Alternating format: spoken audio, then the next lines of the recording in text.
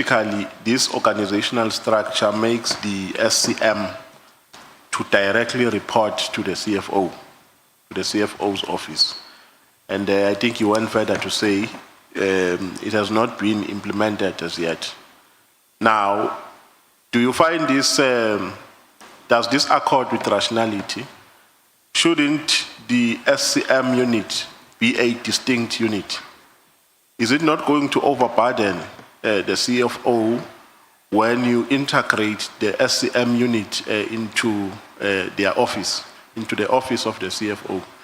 Are we not supposed to separate powers and the functions of the CFO and the SCM? It will be a lot of work. As I indicated, SAPS is a huge institution. We have a big asset base. We have got issues that we need to deal with from a financial point of view. It will be a lot of work. I think the implementation in terms of this particular structure differs from department to department. In small departments, you will find supply chain management reporting to the CFO because it will not make any, it's not rational that supply chain is separate in a department that is deemed to be small. In a department as huge as SAPS, that was the rationale why it was split in the first place. But I believe the leadership have got a reason why this decision was taken in this particular regard.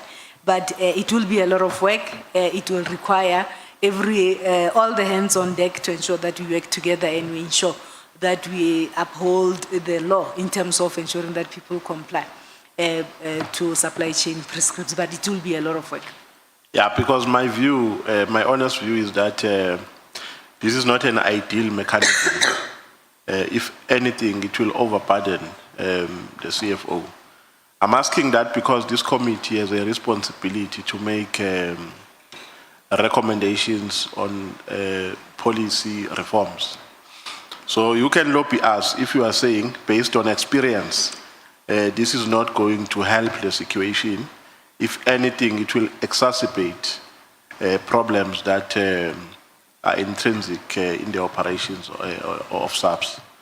So I just wanted to give you that leeway or that liberty, but we are not making use of it. So tell me, do you have, is there a committee in SAPS called irregular,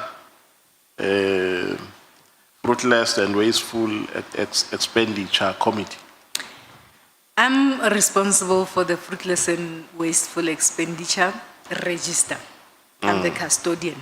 So I do have a committee, a very vibrant committee that meets from time to time to ensure that we are on top of the situation. You will note that fruitless and wasteful expenditure has actually declined in this regard. We have made a lot of work. On the other hand, the irregular expenditure register is the custodian of supply chain management. When I came in 2019, I established that particular committee, and that particular committee is supposed to be a function, but I cannot confirm or vouch for its effectiveness at this point in time. We have since requested supply chain management to revive that committee and ensure that that committee is effective and is able to assist us. However, supply chain management head office is present. They do go to provinces. They do assist in terms of these transactions that are there to ensure that where there is uncertainty at the cost center, they are then able to guide those particular cost centers. So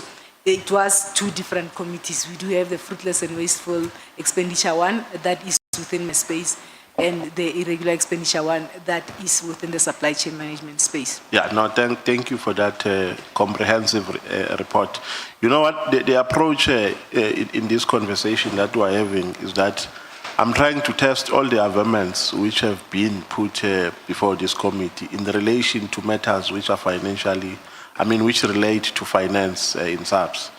Now, there is an issue here about the blue light contract in Gauteng of irregular expenditure. Have you ever come across any finding of irregular expenditure with regards to that contract? Blue lights in Gauteng, if you know it. I think those were in